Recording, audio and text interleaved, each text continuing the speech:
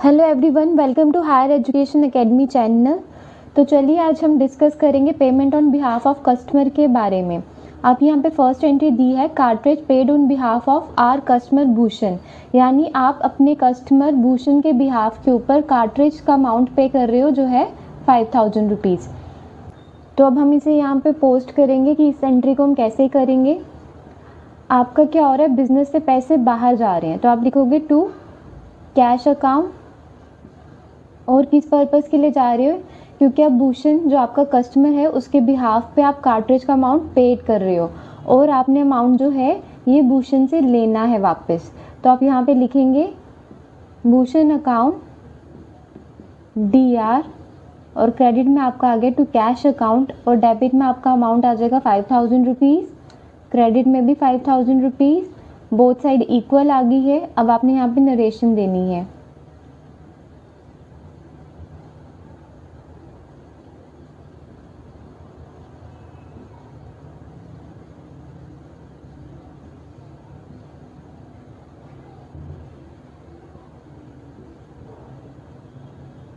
अब मैंने यहाँ पे इसकी नरेशन लिख दी है, being cartridge paid on behalf of Bhushan. तो अब हमारे पास नेक्स्ट आ गई है receipt on behalf of supplier. अब यहाँ पे आपको एंट्री दी है, interest receive ₹7000 on behalf of our supplier Shashi, यानी कि आपने अपने सप्लायर के बिहाफ पे पैसे जो हैं वो रिसीव किए हैं जो कि आपको उसको वापस रिटर्न करने हैं। तो अब आपकी इसकी एंट्री कैसे बनेगी। अब जैसे आपको पता है कि बिज़नेस के अंदर कैश आ रहा है और जब भी कोई एसेट जो है बिज़नेस के अंदर आता है उसको हम डेबिट साइड पे शो करते हैं। तो हम यहाँ पे लिखेंगे कैश अकाउंट DR और आपका अमाउंट आ जाएगा डेबिट साइड पे 7000 रुपीज़। और हमारे पास पैसे किस वजह से आ रहे हैं, ये हमारे सप्लायर शशि की वजह से आ रहे हैं, इसलिए हम यहाँ पे लिखेंगे टू शशि अकाउंट और आप क्रेडिट में इसमें लिख दोगे 7000 रुपीज़। अब आपका डेबिट और क्रेडिट साइड जो है ये इक्वल हो रही है और यहाँ पे हम नरेशन लिख देंगे।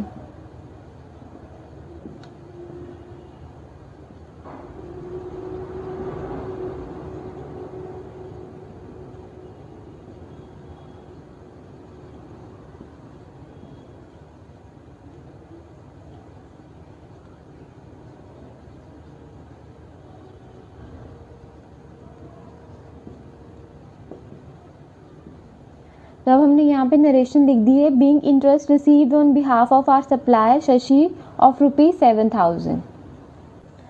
तो अब हमारे पास नेक्स्ट केस आ गया है, advance receive against the supply of goods. अब आपको यहाँ पे एक एंट्री दी है, receive on the advance of ₹8000 from Sehwag against the order supply of goods, यानी कि आपने ऑर्डर रिसीव किया अपने कस्टमर सहवाग से और उसने आपको एडवांस पेमेंट की है 8000 रुपीज़। तो इसकी हम एंट्री कैसे करेंगे जर्नल में। अब बिजनेस में कैश आ रहा है तो हम लिखेंगे कैश अकाउंट, डेबिट में कैश अकाउंट DR और आपका अमाउंट आ जाएगा डेबिट साइड में 8000 रुपीज़। और हम यहाँ पे लिखेंगे टू, किस पर्पज़ के लिए आ रहे हैं, कहाँ से ये पैसे आ रहे हैं, तो हम लिखेंगे यहाँ पे to advance from Sehwag account और क्रेडिट साइड में अमाउंट आ जाएगा 8000 रुपीज़। अब आपकी डेबिट क्रेडिट साइड जो है ये इक्वल आ रही है और नीचे आप नरेशन लिखोगे बीइंग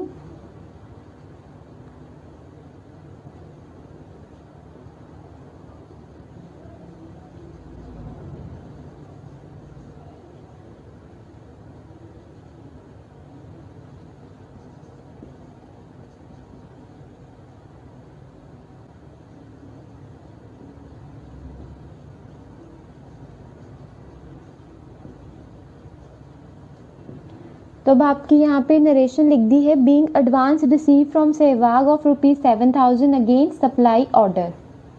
तो हमारे पास नेक्स्ट केस आ गया है, exchange of old asset with new one. तो यहाँ पे आपको स्टेटमेंट दी है, exchange old furniture for new and the value of old furniture was ₹3500 while the value of new furniture was 9000 and balance paid in cash।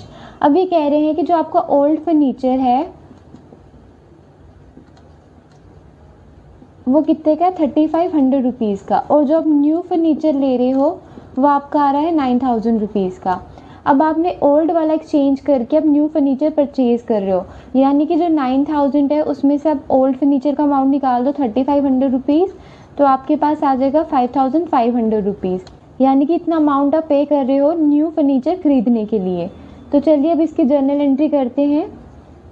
अब आप यहाँ पे लिखेंगे न्यू फर्नीचर अकाउंट, क्योंकि बिजनेस में न्यू फर्नीचर आ रहा है इसलिए इसको हम डेबिट साइड पे लिखेंगे।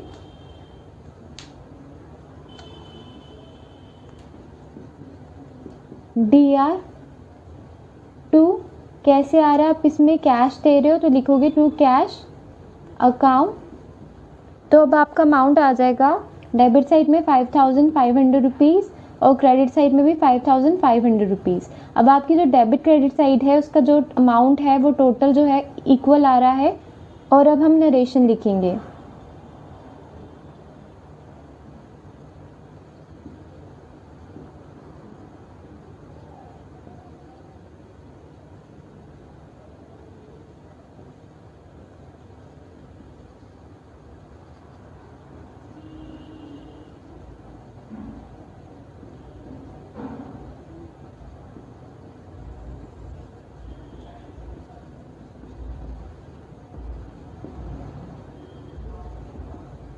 तो अब आपके हमने यहाँ पे नरेशन लिख दी है। Being new furniture purchase in exchange of old furniture and paid ₹5500 in cash.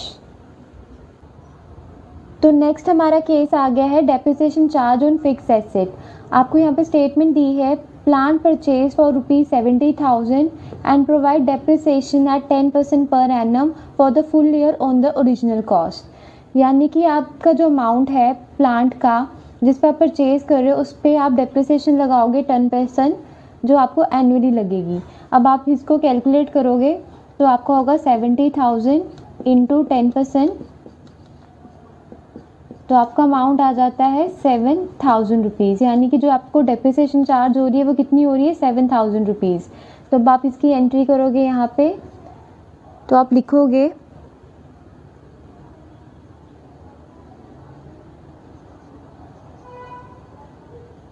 Depreciation account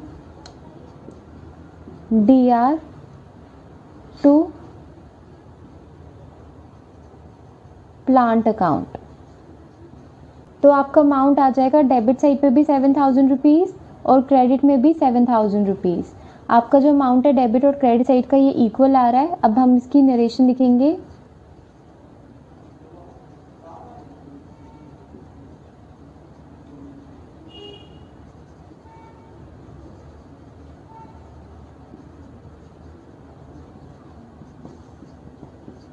being depreciation charge on plant 10%।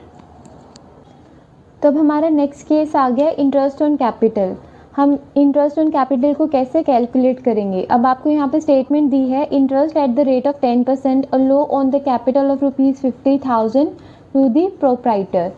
तो आपको यहाँ पे अमाउंट मेंशन किया हुआ 50,000 रुपीज़ और कितना इंटरेस्ट रेट दिया था 10%।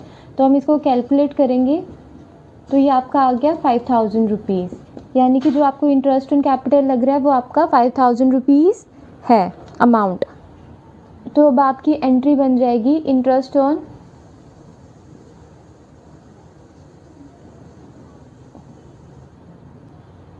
On capital account DR to capital account,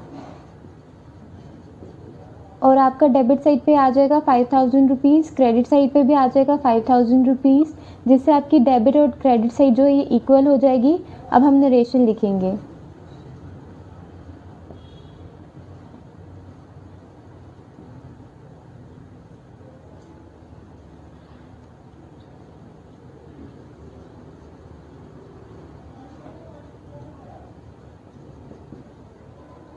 तो आपकी नरेशन लिख दी बीइंग इंटरेस्ट ऑन कैपिटल ₹5000।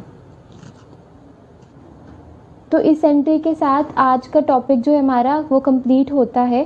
अगर आपको कोई भी डाउट या इंक्वायरी हो आप कमेंट सेक्शन में पूछ सकते हो, और अगर आपको हमारी वीडियो अच्छी लगी तो प्लीज़ हमारे चैनल को सब्सक्राइब, लाइक और शेयर कीजिए। Thank you.